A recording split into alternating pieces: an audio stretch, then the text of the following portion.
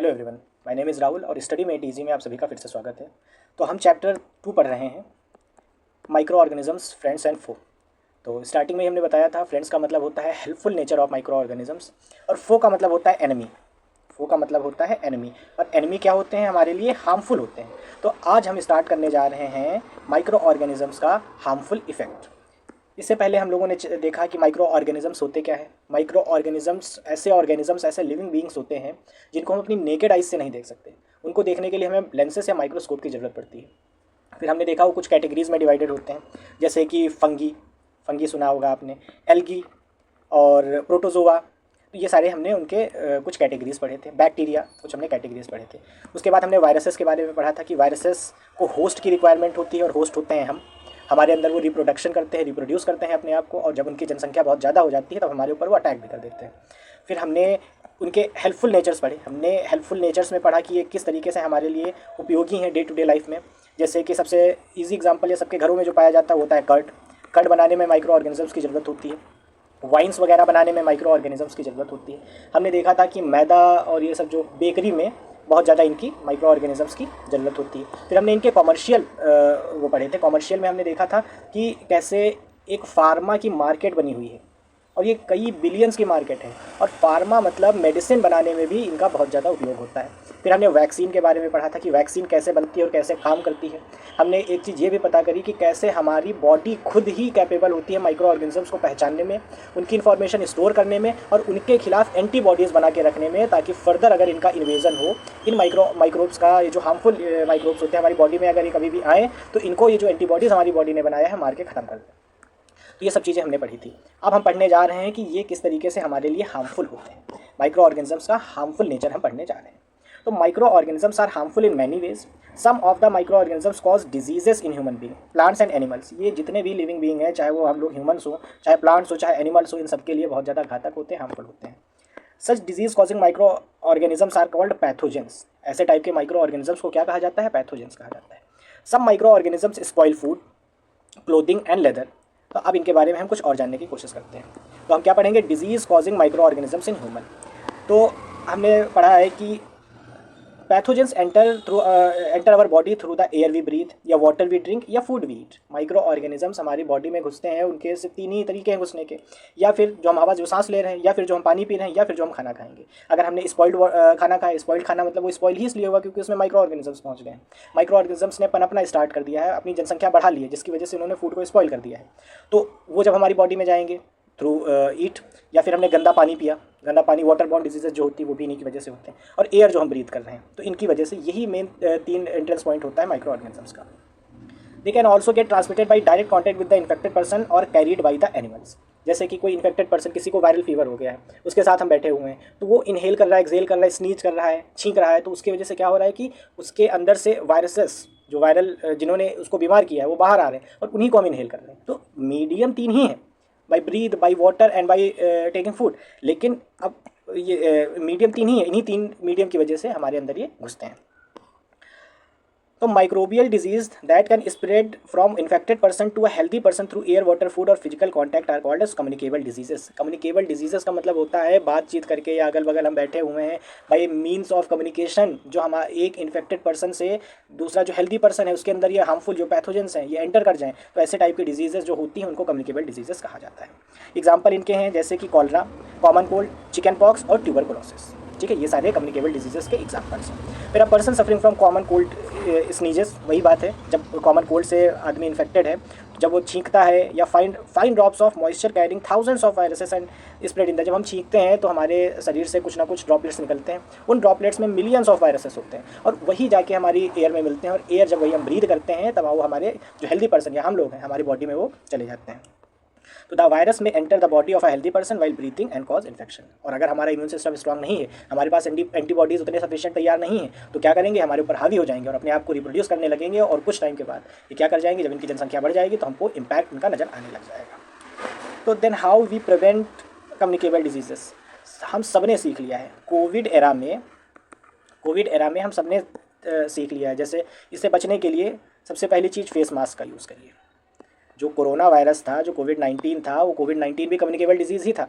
तो उससे बचने के लिए जो जो सारी चीज़ें हम लोग अपनाते थे वही कम्युनिकेबल डिजीज़ से बचने के लिए अपनाई जाती है। जैसे फेस मास्क का यूज़ करिए, हैंड वॉश करते रहिए।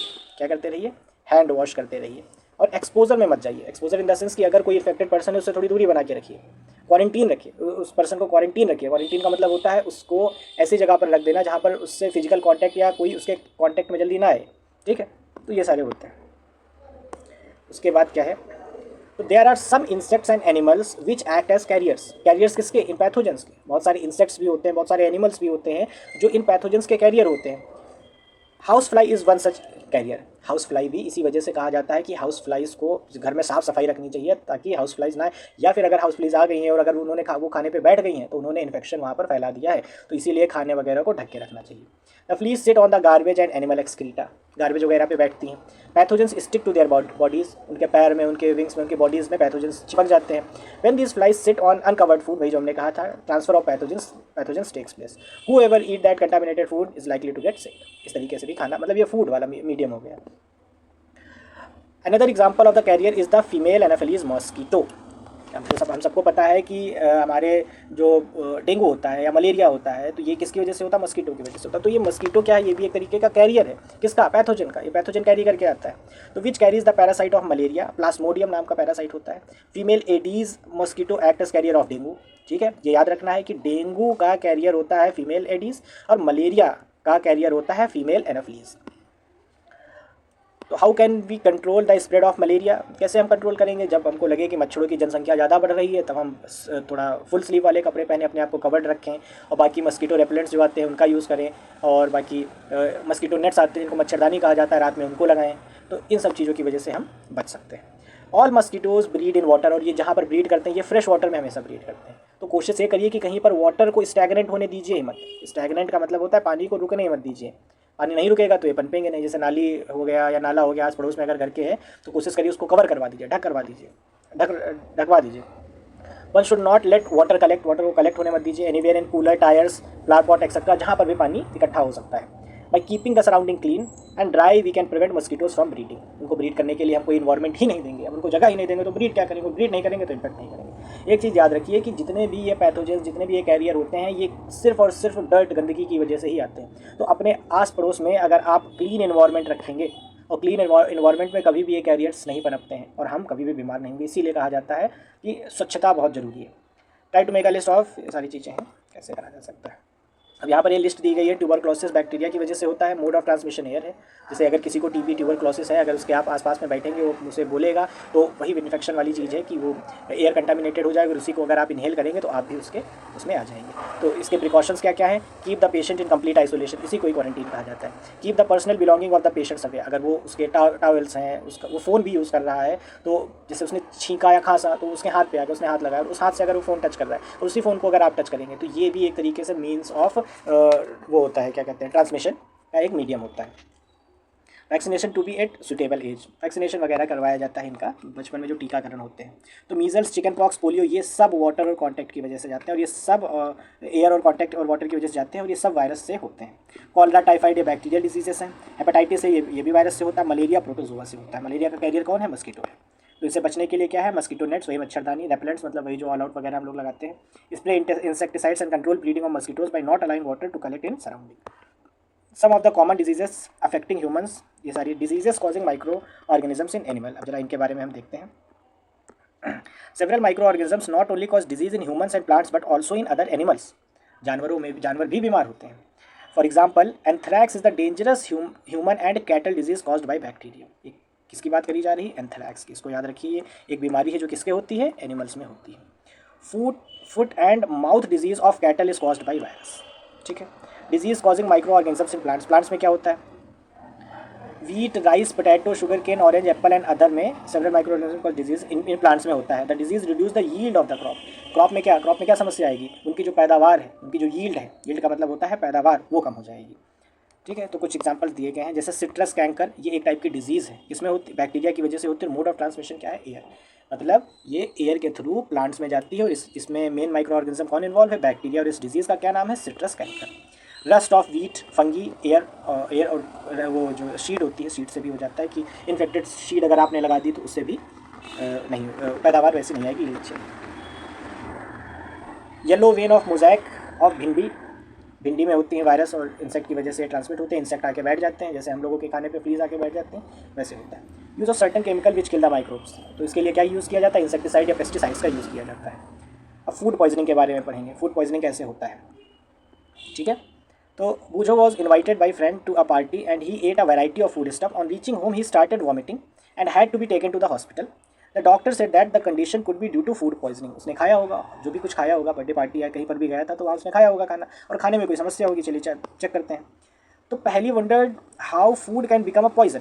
Food poisoning could be due to the consumption of food spoiled by some micro organisms. जैसे हमारी बॉडी है, हमारी बॉडी में अगर कोई पैथोजन गया है, पैथोजन मतलब वही जो डिजीज कॉजिंग माइक्रो ऑर्गेनिजम्स होते हैं, अगर वो हमारी बॉडी में गए हैं तो वो कुछ ना कुछ अपना इम्पैक्ट जरूर दिखाएंगे। अब इम्पैक्ट फूड पॉइजनिंग का मतलब होता है जब फूड स्पॉइल्ड हो, और फूड स्पॉइल्ड तब होता है जब उसके ऊपर माइक्रोब्स का अटैक हो चुका हो, जब उस पर माइक्रोब्स का अटैक हो चुका हो। माइक्रोब्स अगर उसके ऊपर हैं, जैसे हमने एक सिंपल सा एग्जांपल देते हैं, मैंने हमारे घर में जैसे सब्जी रखी हुई है, अब बाहर से फ्लीज आई, हाउस फ्लीज आई, और वो गार्बेज पे बैठी थी, वो डिजीज़ कैरी करके, वो पैथोजेंस को कैरी करके आ रही है, और वो आके हमारी सब्जी पे बैठ गई।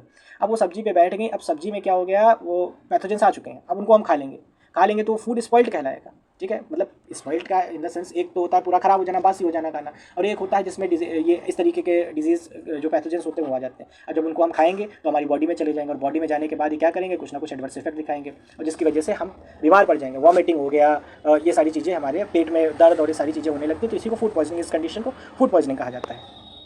Micro organisms that grow on our food sometimes produce toxic substances. These make the food poisonous, causing serious illness and even death. So it is very important that we preserve food to prevent it from being spoiled. इसीलिए खाने को ढक के रखना चाहिए। अब food preservation, अब हम खाने को कैसे प्रिजर्व करेंगे इसके बारे में हम बात करने जा रहे हैं, ठीक है। तो in chapter 1 we have learned about the method to use the preserve store grains. और तो you know that the bread left unused under moist condition is attacked by fungus. Micro organisms spoiled our food. तो spoiled food emits bad smell and has a bad taste and changed color. Is spoiling of food a chemical reaction? तो होता क्या है, जैसे आपने देखा होगा जब खाना ख़राब हो जाता है तो खाना इसीलिए जब रखा हुआ खाते हैं तो लोग सूंघते हैं पहले। सूंघने से अगर उसमें उसकी स्मेल, अगर बैड स्मेल आ रही है, उसमें से खाने का जो स्वाद होता है, खाने की जो स्मेल होती है उससे हटके अगर स्मेल आ रही है तो इसका मतलब खाना हमारा स्पॉइल कर गया है, ठीक है। सेकेंड थिंग क्या होती है, उसका टेस्ट चेंज हो जाएगा और उसका कलर चेंज हो जाएगा। ये सारी चीज़ें अगर विजिबल हैं, फिजिकली विजिबल हैं, तो हम कहते हैं कि फूड स्पॉइल हो गया है। और बाकी ये is spoiling of food a chemical reaction? Yes, it is a chemical reaction. Paheli bought some mangoes but she could not eat them for few days, later she found that they were spoiled and rotten. अब mangoes हैं, mango का taste change हो जाएगा, mango जब आप खाओगे उसमें से गंदी सी स्मेल आएगी, तो इसका मतलब क्या हो गया, ये मैंगो ख़राब हो गया है। But she knows that the mango pickle her grand mother makes does not spoil for long time. लेकिन उसने कहा कि ये जो मैं आम लेकर आई हूँ, ये जो पके हुए आम है, ये तो स्पॉइल हो गए, सड़ गए, रॉटन मतलब सड़ गए। लेकिन उसी मैंगो से जो अचार बनता है, पिकल मतलब होता है अचार बनता है, तो बहुत समय तक, एक साल तक रखा रहता है। तो सी इज़ कन्फ्यूज, उसे लग रहा है ये क्या है। तो let us study common methods of preserving food. क्या किया गया है, दोनों में डिफरेंस है। उसमें फूड को प्रिजर्व किया गया है, प्रिजर्वेटिव्स मिलाए गए हैं, कौन से, नेचुरल प्रिजर्वेटिव्स, उनके बारे में हम पढ़ेंगे इसमें, ठीक है। तो chemical methods, salt and edible oils are common chemicals generally use to check the growth of micro organisms. ये जो हमारे घर में पाए जाते हैं, कौन, सॉल्ट और एडिबल ऑयल्स। जब अचार बनता है, पिकल बनता है, तो उसमें सॉल्ट भी मिलाया जाता है और एडिबल ऑयल्स भी मिलाए जाते हैं। और इनको मिलाने की वजह से ये क्या करते हैं, ये माइक्रो ऑर्गेनिजम्स की जो ग्रोथ होती है, जो माइक्रोब्स हैं उनकी जो ग्रोथ होती है, उस ग्रोथ को रोक देते हैं, वो ग्रोथ होने ही नहीं देते। और अगर ग्रोथ नहीं होगा तो हमारा फूड स्पॉइल नहीं होगा। Therefore they are called preservatives. तो प्रिजर्वेटिव्स कौन होते हैं, प्रिजर्वेटिव्स ऐसे सब्सटेंसेस होते हैं जो माइक्रो ऑर्गेनिजम्स की ग्रोथ को कम कर देते हैं या ग्रो करने ही नहीं देते हैं फूड में, तो उनको प्रिजर्वेटिव्स कहा जाता है। वी ऐड सॉल्ट और acid preservatives to pickle to prevent the attack of microbes, ठीक है। विनेगर वगैरह जो डाल दिया जाता है, सिरका जिसको कहते हैं, ये सारे भी प्रिजर्वेटिव्स कहलाते हैं। Sodium benzoate and sodium metabisulfite are common preservatives. These are also used in jams, squashes to check their spoilage. Jam हो गया, वो होती है क्या कहते हैं, टोमेटो सॉस हो गई, टोमेटो भी ख़राब हो जाता है लेकिन टोमेटो सॉस को बहुत ज़्यादा दिन तक प्रिजर्व कर सकते हैं, तो उसमें यही सारे केमिकल्स वगैरह मिलाए जाते हैं। Preservation by common salt, common salt से भी प्रिजर्वेशन, मतलब ये सब प्रिजर्वेटिव्स हैं। आपको दिमाग में रखना है कि अगर प्रिजर्वेटिव्स की लिस्ट पूछी जाए तो आपको लिखना है कि सॉल्ट इज़ द प्रिजर्वेटिव, आपको लिखना है edible oil is the preservative, और अगर केमिकल्स पूछा जाए तो सोडियम बेंजोएट और सोडियम मेटाबाइसल्फाइड के बारे में भी आपको मेंशन करना होगा। तो common salt has been use to preserve meat and fish for ages. अब बहुत जगह मैंने ऐसा देखा है कि जो फिशेस जो पकड़ी जाती हैं इनको बाहर की कंट्रीज़ में जब भेजा जाता है तो उनको आइस में रखा जाता है और साथ में वहाँ पर सॉल्ट उनमें मिक्स कर दिया जाता है। सॉल्ट क्या करता है, माइक्रो ऑर्गेनिजम्स की ग्रोथ को रोक देता है, जिसकी वजह से उसमें माइक्रो ऑर्गेनिजम्स अगर नहीं आएंगे तो सड़ेंगे नहीं और वो ख़राब नहीं होंगी, तो इनको ज़्यादा दिनों तक स्टोर किया जा सकता है। Meat and fish are covered with dry salt to check the growth of bacteria. अच्छा, आइस मैंने कहा आइस मिला दिया जाता है। आइस क्या होता है, जैसे कोई बैक्टीरिया है वो उसको ब्रीडिंग करने के लिए 15 डिग्री सेल्सियस चाहिए, लेकिन हमने तो उसमें आइस मिला दी। आइस का मतलब क्या हो गया, 0 डिग्री सेल्सियस। अब उसको 15 डिग्री वो अचीव ही नहीं कर पाएगी, 15 डिग्री सेल्सियस मिलेगा ही नहीं, तो क्या वो ब्रीड कर पाएगी, नहीं कर पाएगी। इसी वजह से हम आइस वगैरह मिला देते हैं पानी, इस आइस की वजह से उनको सूटेबल टेम्परेचर नहीं मिल पाता, जिसकी वजह से वो ब्रीड कर पाए। तो salting is also use to preserve amla, raw mangoes and tamarind. Tamarind होती है इमली, ठीक है, तो इनमें भी सॉल्ट वगैरह लगा दिया जाता है। प्रिजर्वेशन बाय शुगर, अब शुगर से भी प्रिजर्वेशन होता है, जैसे jams, jellies and squashes are preserve by sugar. Squashes जानते हैं ना आप लोग, स्क्वैशेस का मतलब होता है जो आजकल हम लोग देखते हैं कि जैसे मुझे याद नहीं आ रहा है, मैं स्क्वैशेस एक बॉटल में फ्लेवर्स आते हैं, मैंगो फ्लेवर और ये सारे जो फ्लेवर होते हैं उनको स्क्वैशेस कहा जाता है, और वो उनमें शुगर, वो मीठे होते हैं, इस वजह से उनमें प्रिजर्वेशन के लिए हम कॉमन सॉल्ट नहीं डाल सकते, तो इस वजह से उसमें हम शुगर डालते हैं। Sugar reduces the moisture content which inhibits the growth of the bacteria which spoil food. अब बैक्टीरिया वगैरह भी क्या है, ये भी तो एक माइक्रो लिविंग बींग्स हैं, और लिविंग बींग्स की रिक्वायरमेंट क्या होती है, वाटर वगैरह, वाटर है, एयर है और टेम्परेचर है, ये सब चीज़ें अगर उनसे छीन ली जाए, वाटर छीन लिया जाए, तो क्या वो वहाँ पर ब्रीड कर पाएंगे, नहीं कर पाएंगे। तो शुगर क्या करता है, वाटर को एब्जॉर्व कर लेता है, वाटर नहीं बचता तो पनप नहीं पाते हैं। तो preservation by oil and vinegar, oil और विनेगर से कैसे प्रिजर्वेशन होता है, पिकल्स का इसमें यूज़ होता है। Bacteria can not live in such environment, उनको इन्वायरमेंट ही नहीं प्रोवाइड कराया जाता है। Heat and cold treatment, heat and cold का मैंने अभी जस्ट आपको एग्जांपल बताया कि 15 डिग्री सेल्सियस पे, फॉर एग्जांपल 15 डिग्री सेल्सियस पे कोई बैक्टीरिया अगर ब्रीड करती है और हम अगर उसको ये टेम्परेचर ही ना दें, हम इसको इससे ज़्यादा टेम्परेचर दे दें, हम उसको 100 डिग्री सेल्सियस दे दें, या फिर हम उसको 0 डिग्री सेल्सियस दे दें, उसको ये इन्वायरमेंट हम बनाने ही ना दें, तो क्या कभी वो पनप पाएगा, क्या कभी ब्रीड कर पाएगा, नहीं कर पाएगा। तो वही मैकेनिज्म यहाँ पर यूज़ होता है। तो heat and cold treatment, you must have observe your mother boiling milk before it is stored और use. Boiling kills many micro organisms. दूध को हम बॉईल करते हैं तो दूध का सिर्फ यही नहीं होता कि पका रहे हैं, अगर दूध को ज़्यादा दिन तक स्टोर करना है तो उसको हम बार बार बॉईल करते रहते हैं, ताकि वो जो लैक्टोबैसिलस हमने पढ़ा था, जो कर्ड बना देता है, जो बैक्टीरिया होता है, वो बैक्टीरिया मर जाए और उसकी वजह से वो खराब ना हो, दही ना बने, वो दूध ही रहे। मतलब जैसे उसमें बैक्टीरिया अगर आने वाले हैं, हमने उसको दोबारा से बॉईल कर दिया, 100 डिग्री सेल्सियस हो गया, उसमें मर गया, मरने के बाद मतलब वो पनप ही नहीं पाएगा। Similarly we keep our food in the refrigerator, refrigerator में खाना रख देते हैं बनाने के बाद, तो उसमें भी वो खराब नहीं होता है। Low temperature inhibits the growth of micro organisms, उनको माइक्रो ऑर्गेनिजम्स को ग्रो नहीं करने देता है। Why does the milk that comes in pocket not spoil, my mother told us pasteurization. Pasteurization actually में एक प्रोसेस होती है। Pasteurization is the process by which milk is boiled at 75 degree Celsius 75 degree Celsius for 2 minute, 2 minute तक उनको 75 degree Celsius पे गर्म किया जाता है, उसके बाद तुरंत उनको ठंडा कर दिया जाता है। और गर्म करने की वजह से 75 डिग्री सेल्सियस पे गर्म करने की वजह से सारा बैक्टीरिया उसमें मर चुका है, और अब उसको हम क्या करेंगे, पैकेट्स में फिल कर देंगे, इसमें पैकेट्स में फिल कर देंगे, और उसके बाद जो टेम्परेचर होगा उनको कोल्ड टेम्परेचर में हमेशा रखेंगे, ताकि वो बैक्टीरिया के लिए जो ब्रीडिंग टेम्परेचर होता है वो ना अचीव कर पाएँ, और इस वजह से 3 दिन 4 दिन 5 दिन तक ये दूध चलता रहता है। तो अच्छा, इसमें दिया गया है pasteurized milk can be consumed without boiling as it is free from harmful microbes. The milk is heated at about 70 degree Celsius, 70 से 75 degree Celsius for 15 to 30 seconds, मैंने 2 मिनट कहा, 15 to 30 seconds, and then suddenly chilled and stored, और फिर उसको तुरंत ठंडा कर दिया जाता है। By doing so it prevent the growth of microbes, microbes को ग्रोथ करने के लिए उनका इन्वायरमेंट ही नहीं मिलेगा। This process was discovered by Louis Pasteur and इस वजह से उसको पास्चराइजेशन कहा जाता है। अब स्टोरेज एंड पैकेजिंग की बात करेंगे।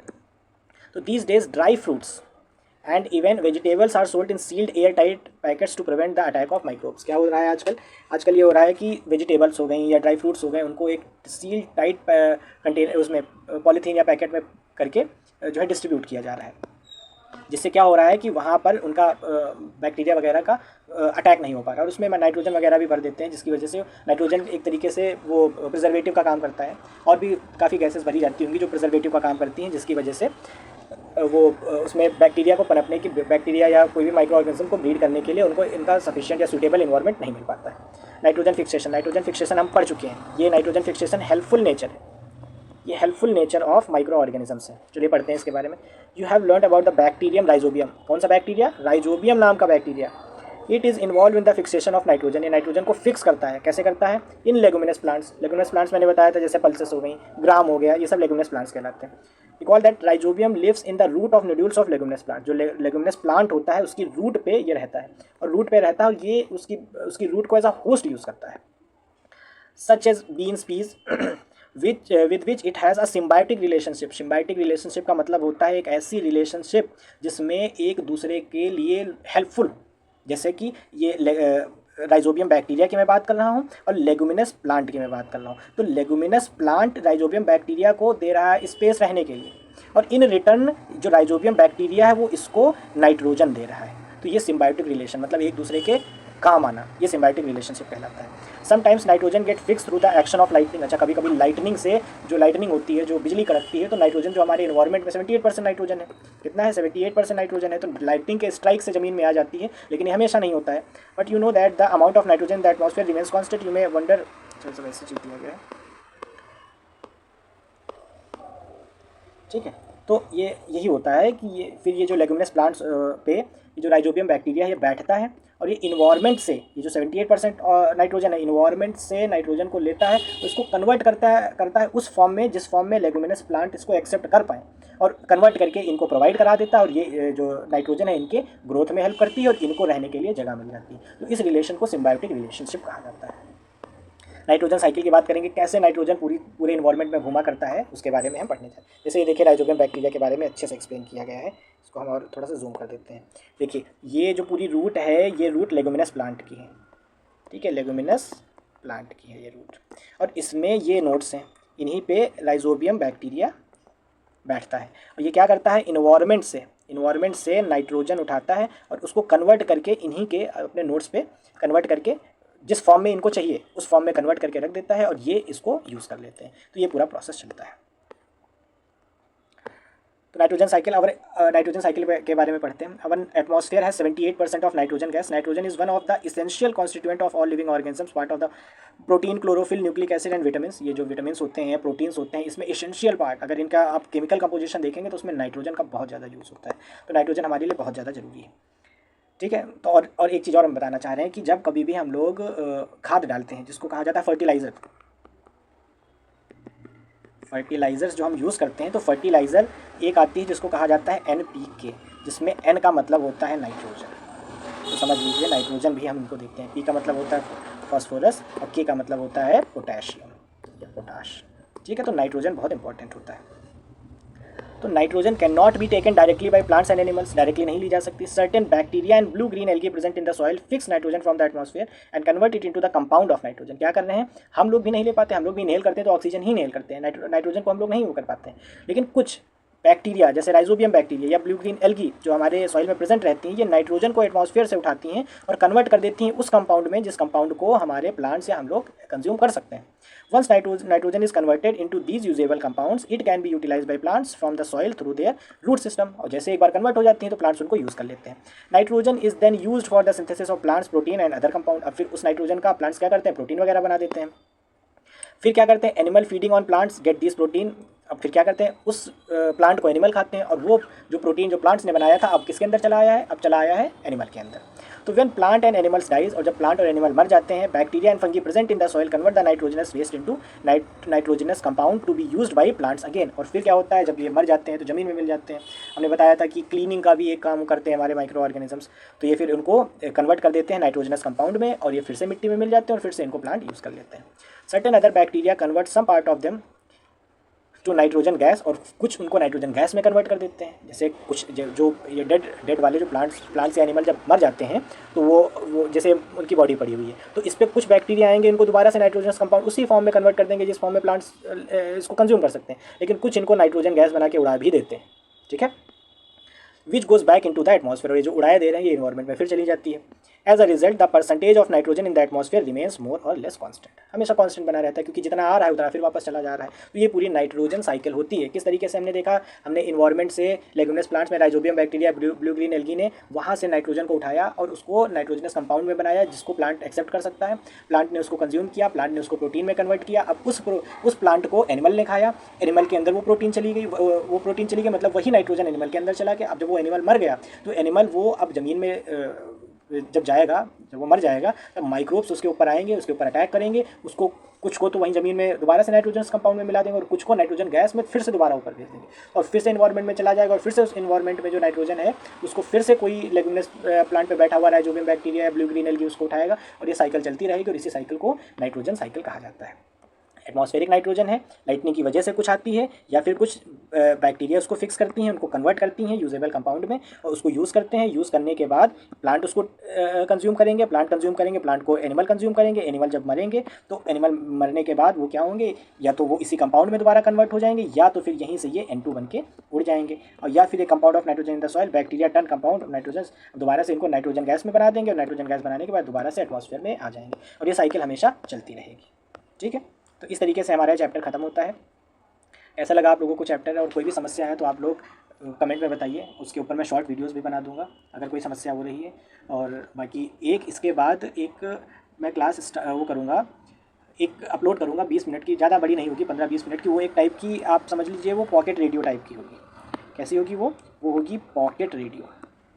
पॉकेट रेडियो होता क्या है, आपको रिवीजन में बहुत हेल्प करेगी। कैसे हेल्प करेगी कि आपको बस वो प्लग इन करना है ईयरफोन और फ़ोन को साइड में रख देना है और सारी चीज़ें मैं ऐसे समझाता जाऊँगा, बोलता जाऊँगा और आपको सब कुछ उस रिवीजन में हेल्प करेगी। तो मैं एक क्लास अभी इसके बाद जो नेक्स्ट क्लास अपलोड करूँगा वह ऐसे अपलोड करूँगा और ये 3 क्लासेस में मैंने चैप्टर खत्म किया है, इनका एक पूरा कंबाइंड वीडियो भी मैं इस पर अपलोड कर दूँगा इसी चैनल पर। बाकी कोई समस्या है, कोई परेशानी है तो आप लोग कमेंट में बताते रहिए, उसका भी समाधान किया जाएगा। और बाकी कोई चीज़ समझ में नहीं आया तो उसको भी कमेंट करिए, उसको समाधान भी शॉर्ट वगैरह बना के किया जाएगा।